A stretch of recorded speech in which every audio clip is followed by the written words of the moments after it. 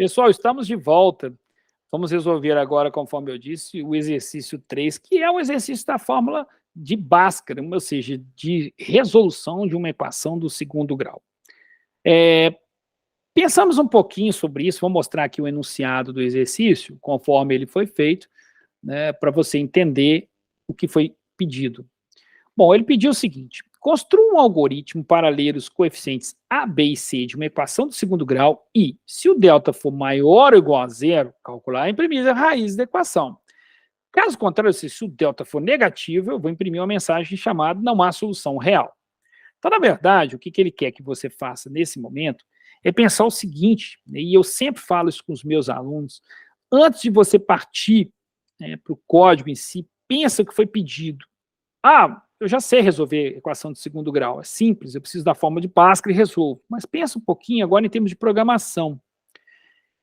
Vamos dizer que você tem uma equação do tipo ax ao quadrado, mais bx, mais c, onde a gente tem os coeficientes a, b e c, que você está cansado de ver isso por aí, já fez isso trocentas vezes.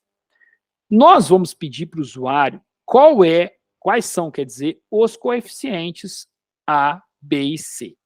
Pergunta é: quantas entradas nós teremos neste programa? 3 entradas, A, B e C. Logicamente, também eu vou precisar, no mínimo, das 3 variáveis A, B e C.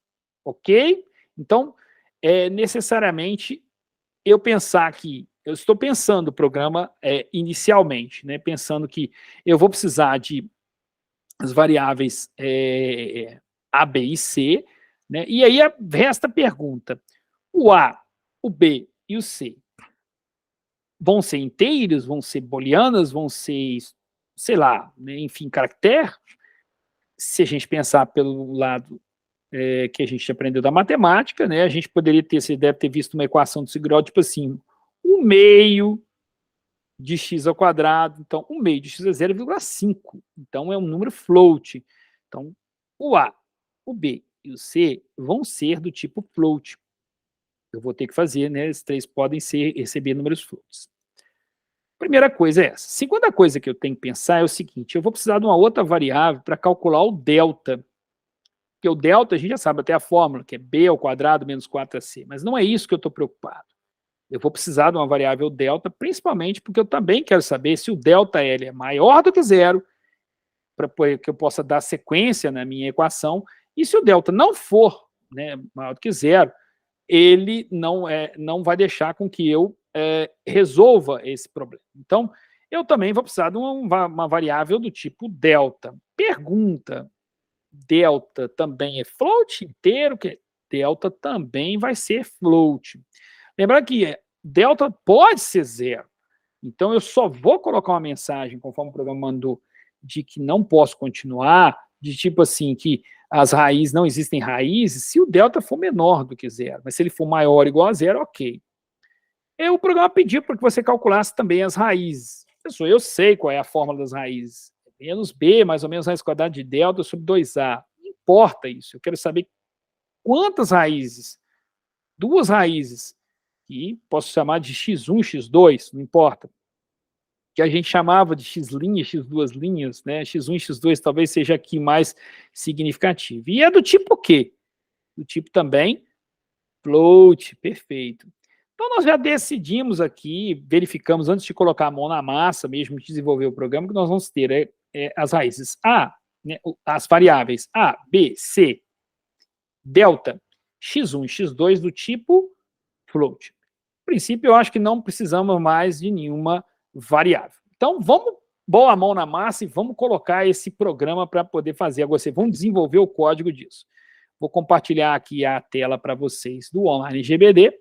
Lembrando que aqui ele vai aparecer, inclusive, o último exemplo que eu fiz, né, na parte 2. Eu vou até copiar aqui para que a gente... Né, eu esqueci de salvar isso aqui, né? Aula, eu vou colocar, depois isso fica sempre disponível para vocês na sala de aula do Classroom. Aula 4, exercício 202, né? Vamos dar um save aqui. Vamos criar um new project, vamos copiar isso aqui, new project. Pronto, vou colocar assim é igual. E vamos tirar esse troço todinho aqui. Agora, repara bem, a gente vai ter que criar três variáveis, um monte de variáveis, são 5, né? Float, então, float A, vírgula B, vírgula C, vírgula delta, vírgula x1, vírgula x2. Isso. Eu não quero criar assim, quero distribuir. Não tem problema, você pode colocar na linha de baixo tranquilamente para poder fazer a sua solução. Ou seja, não há problema nenhum como você colocar ABC na primeira linha com float embaixo, não importa. Eu só estou colocando tudo numa linha só, mas nós chegaremos ao mesmo resultado. Então, vamos agora pensar em como que a gente vai distribuir isso. A primeira coisa é a gente colocar um cout aqui, né, um cout, vou colocar assim, olha, digite, aí você pode colocar os três de uma vez, o ABC, ou fazer separado. Eu vou fazer separado. Digite o valor de A, 2 pontos. Sim. A. Opa, A. Agora, como eu sou um cara esperto, eu vou copiar isso aqui. Vou colocar 2 vezes, digite o valor de B. Agora eu tenho que prestar atenção na hora de fazer isso aqui, onde eu vou colocar o B. E aqui também o valor de C, e prestar atenção para aqui mudar C. Poderia ter colocado assim, digite os coeficientes da equação. Aí eu dou sim, A, B e C, ok? Aqui eu não estou fazendo assim, estou colocando dessa forma. Posso calcular o delta. Delta é igual a B2 menos 4AC. Então, é B vezes B menos 4 vezes A vezes C. Problema, se a gente deixar dessa forma, vai dar encrenca. Então, nós precisamos colocar um parênteses aqui, né, menos 4 vezes AC, já resolve o meu problema aqui, ok? Neste ponto, resolve o meu problema. Poderia fazer isso de uma forma diferente também, se eu quisesse, né? Não há problema nenhum. Nesse ponto aqui, deste jeito que eu estou fazendo, não precisaria nem do parênteses, porque é um sinal de menos, ele ia fazer o sinal de multiplicação e depois ele faria a multiplicação, depois faria uma coisa menos a outra, não faria diferença. Mas eu, particularmente, gosto de colocar assim. Rony, eu não quero fazer isso, eu quero usar uma biblioteca matemática para fazer esse tipo de coisa, ou seja, eu quero obrigatoriamente fazer com uma função matemática, né, usando uma função matemática aqui, nesse caso de fazer o B2. Não tem problema, você vem aqui em cima e né, dá um include aqui, não include aqui, e você vai usar a biblioteca math, né, CMF, desculpa, CMF, né, eu estou confundindo aqui, CMF,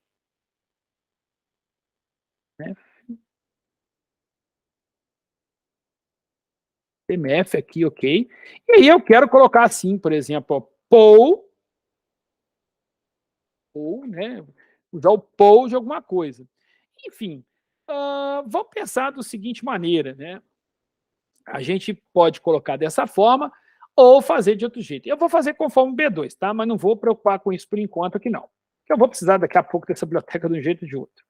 Mas vamos lá. B2 menos 4AC. Agora eu preciso saber o seguinte. If, ou seja, se, e presta atenção, o valor de delta, o maior ou igual a zero, ou seja, as raízes vão existir, eu vou fazer aqui uma quantidade de código. Se não, else, não for, aí eu já posso mostrar a expressão aqui de colocar assim, deixa eu ver o que ele pediu lá no coisa, não existem raízes reais, não existem raízes reais, pronto, reais. Vírgula aqui. Então, beleza, olha só.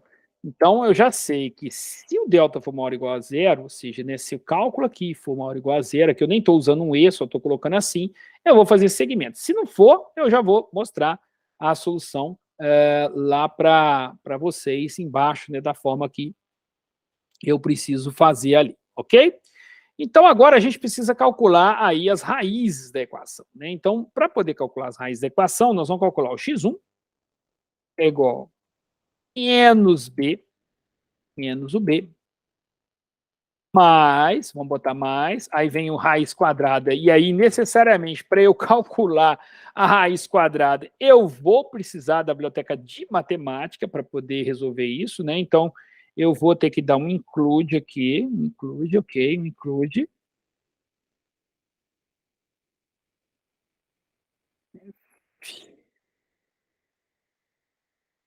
Essa eu tô achando estranho, porque é MF mesmo.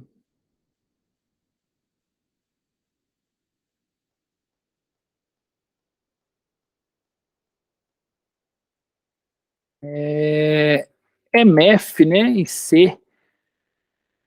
Deixa eu só confirmar aqui uma coisa, que eu acho que agora teve um problema que eu também, na verdade, estou colocando aqui, mas é CMF mesmo, a biblioteca é CMF mesmo, para que ela possa, para que a gente possa trabalhar. O CMF, né? CMF aqui, eu estou só confirmando para ver se é esse nome mesmo certinho da biblioteca, para ver se tá, se eu estou fazendo alguma lenha aqui. Deixa eu só colocar aqui, include CMF. Então, ok. Mas o SQR, Squart, né, no caso, olha só que agora, no caso, eu vou ter que fazer o SQRT do delta, né, SQRT de delta sobre 2 vezes o A. Se eu fizer desse jeito, repara bem o que vai acontecer. E aí você tem que ficar esperto nisso, né? Ele vai fazer isso aqui primeiro para depois fazer isso. Então aqui, necessariamente você vai precisar de botar um parênteses aqui para ele saber que isso aqui vai ser feito de baixo, ou seja, vai multiplicar 2 vezes o A, ok? É importante que você coloque um parênteses aí. E colocar um parênteses também na parte de cima, para ele saber que todo o numerador vai ser feito antes da gente colocar o 2A do lado de baixo, ok? Então, essa é a primeira raiz. Você é um cara esperto, você vai fazer isso aqui e vai trocar o sinal apenas para poder calcular a segunda raiz. E aqui vai ser x2, ok? x2. E aí você é um cara esperto também, você pode usar aqui o POU, né, de b,2, para poder ficar, né, b ao quadrado menos 4ac. Bom, vamos lá agora. Agora a gente precisa mostrar as raízes da equação, né? Então, a gente vai colocar aqui um Cout,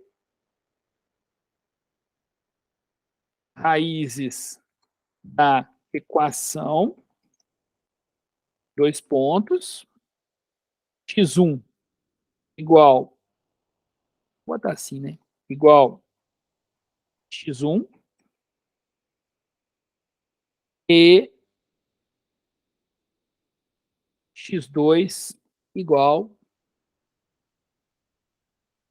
x2. Pronto, acabou aí para você fazer. Repara que é importante que você coloque um barra N aqui, não é isso? Porque senão vai ficar na mesma linha, botar um barra N aqui também, para que ele não fique na mesma linha.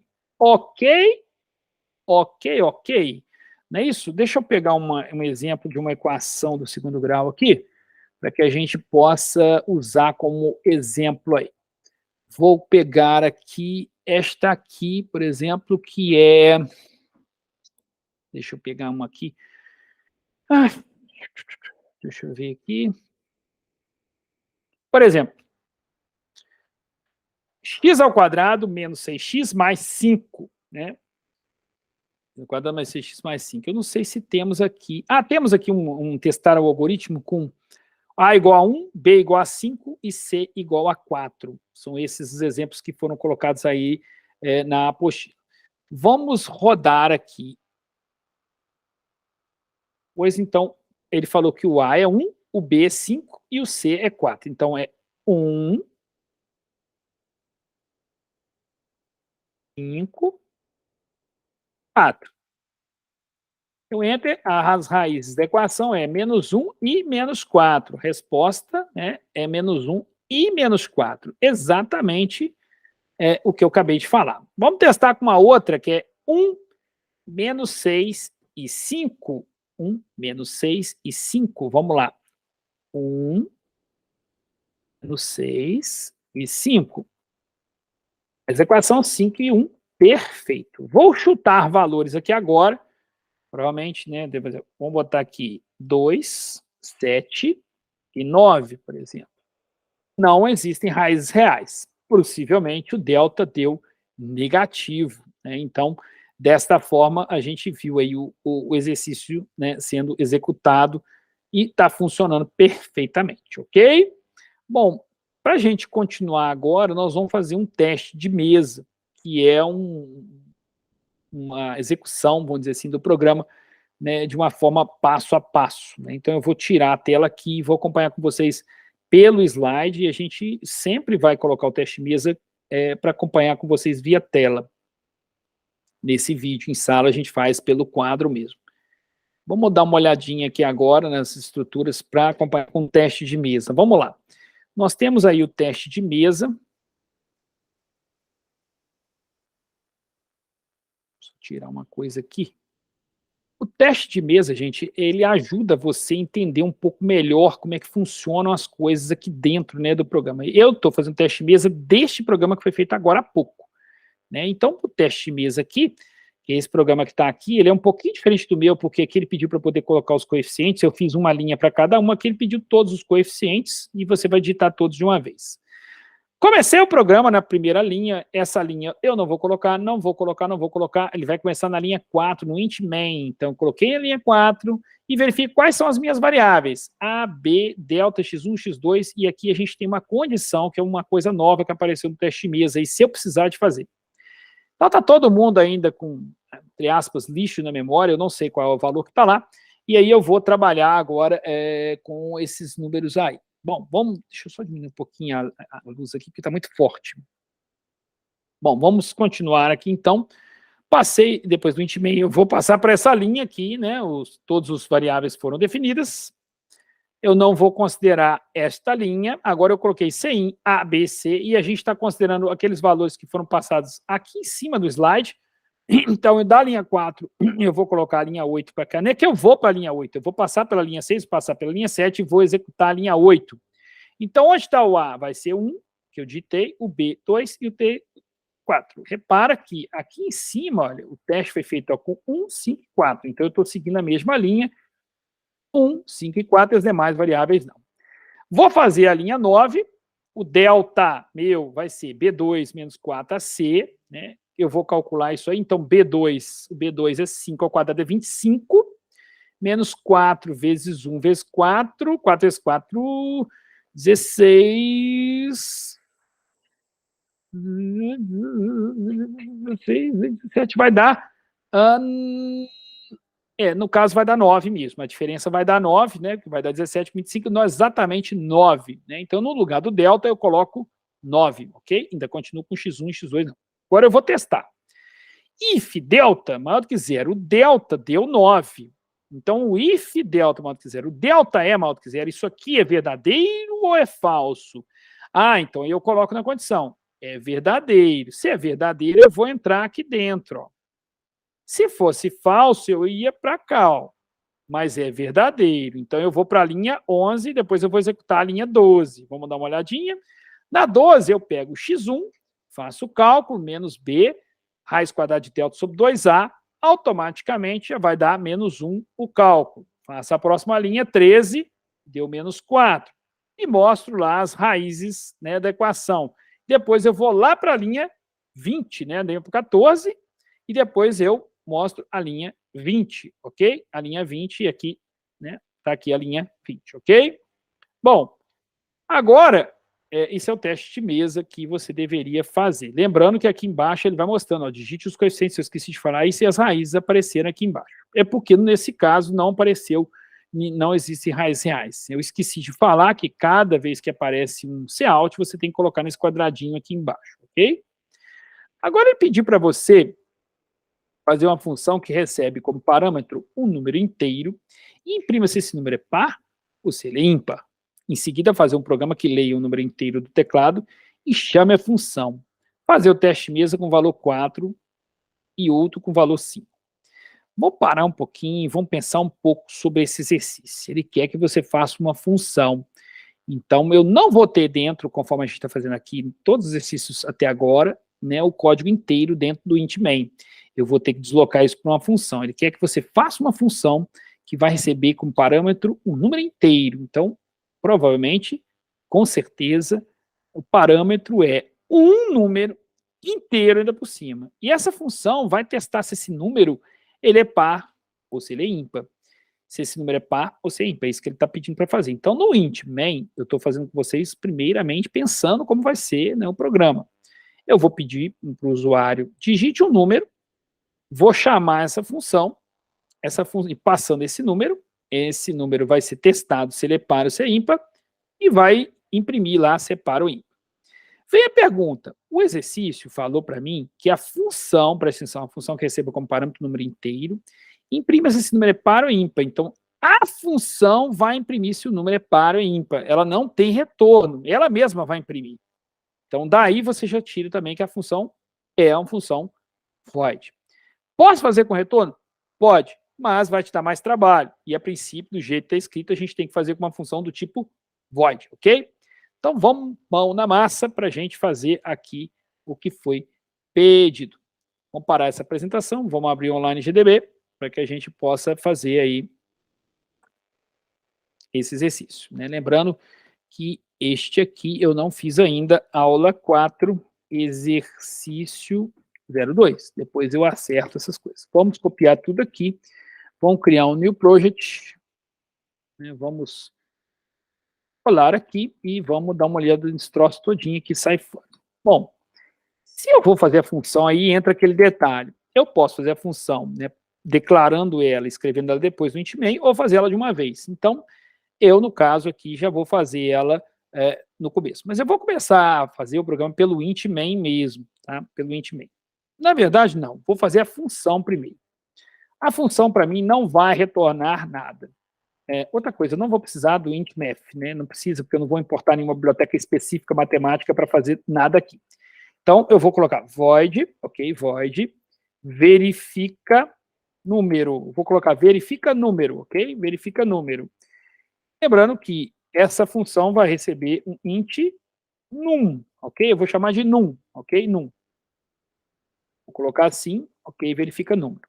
Então, agora, o que eu vou fazer? Né? Eu vou pegar aquele número e vou dividir. Por exemplo, o que ele é? Se ele é par ou se ele é ímpar. Então, eu tenho que verificar se aquele número é um par ou se é ímpar. Eu tenho vários jeitos de fazer isso, tá? Aqui, no caso, eu vou criar uma variável, né, do tipo booleana, por exemplo. Booleana, né, do tipo par, por exemplo. Par, ok? Par. Vou botar aqui. O que eu vou fazer? Preste atenção no que eu vou fazer aqui. Bom, na verdade, como eu falei, existem vários tipos de resolver, várias soluções para isso aqui, essa aqui é apenas uma delas. Então, eu vou verificar o seguinte, olha, eu vou pegar o número... Na verdade, eu vou fazer um pouquinho diferente antes de eu trabalhar com isso. Eu vou fazer o seguinte, olha, eu vou criar uma variável int chamada resto, ok? Resto. E eu vou fazer o seguinte, resto é igual a num, ok? Num percent 2.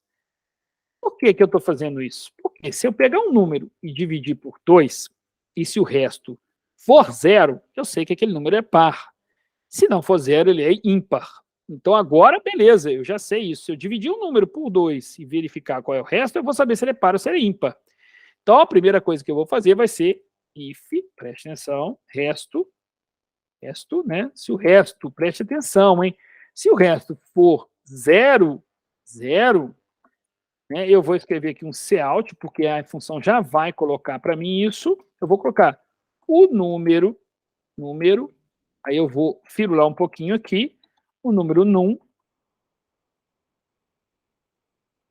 é par. Aqui é par. Ok? Else, agora eu vou botar um else aqui dentro, né, se não for resto 0, aí eu vou fazer com o resto 0, se for resto 1, né, 1, 2, enfim, qualquer outro resto que não seja 0, o número não é par. Então, eu venho aqui, coloco aqui, desse jeito aqui, cout, coloco o número num é impar. Não tem impar. Okay?